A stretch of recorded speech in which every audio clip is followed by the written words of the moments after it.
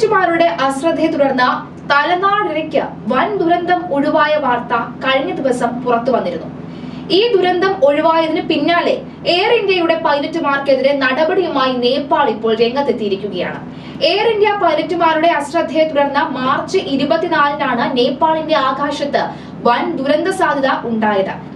19,000 അടി ഉയരത്തിൽ സഞ്ചരിച്ചിരുന്ന ഇന്ത്യൻ വിമാനം പൊടുന്നനെ 3,700 അടിയിലേക്ക് താഴ്ത്തി പറപ്പിക്കുകയായിരുന്നു.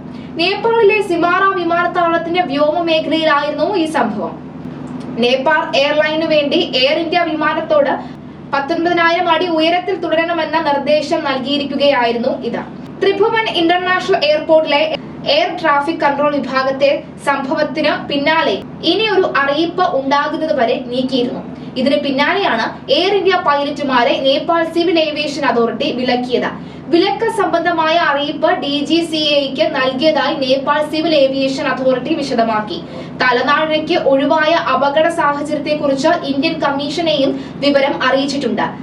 കാഠ്മണ്ഡുവിൽ ലാൻഡ് ചെയ്തതിനു ശേഷം പൈലറ്റുമാർ അടക്കമുള്ള വിമാനത്തിലെ ജീവനക്കാരെ നേപ്പാൾ സിവിൽ ഏവിയേഷൻ അതോറിറ്റി ചോദ്യം ചെയ്തിരുന്നു. തനിക്ക് വന്ന ഗുരുതര വീഴ്ചയാണിതെന്നും സംഭവത്തിൽ ക്ഷമാപണം നടത്തുന്നതായും എയർ ഇന്ത്യയുടെ pilot in command civil aviation അതോറിറ്റിയോട് പ്രതികരിച്ചതായാണ് ANI അടക്കമുള്ള വാർത്താ ഏജൻസികൾ റിപ്പോർട്ട് നൽകിയിട്ടുള്ളത്. പൈലറ്റുമാരെയും സ്യൂട്ടിലുണ്ടായിരുന്ന 3 എയർ ട്രാഫിക് കൺട്രോളർമാരെയും ഇതിനോടകം തന്നെ ഡ്യൂട്ടിയിൽ നിന്നും നീക്കിയിട്ടുണ്ട്. എയർ ഇന്ത്യ വിമാനം പൊടുന്നനെ താഴേക്ക് വന്നതിന് പിന്നാലെ നേപ്പാൾ എയർലൈന്റെ വിമാനത്തെ ഉയർത്തിയാണ് കൂട്ടിയിടി സാഹചര്യം ഒഴിവാക്കിയത്.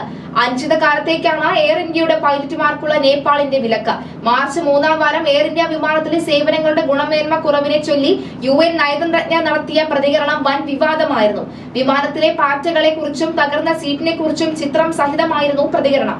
ഇതിന് പിന്നാലെയാണ് സമാനമായ യാത്രാനുഭവം ലഭിച്ച നിരവധി ആളുകളാണ് സമൂഹ മാധ്യമങ്ങളിൽ പ്രതികരിച്ചത്.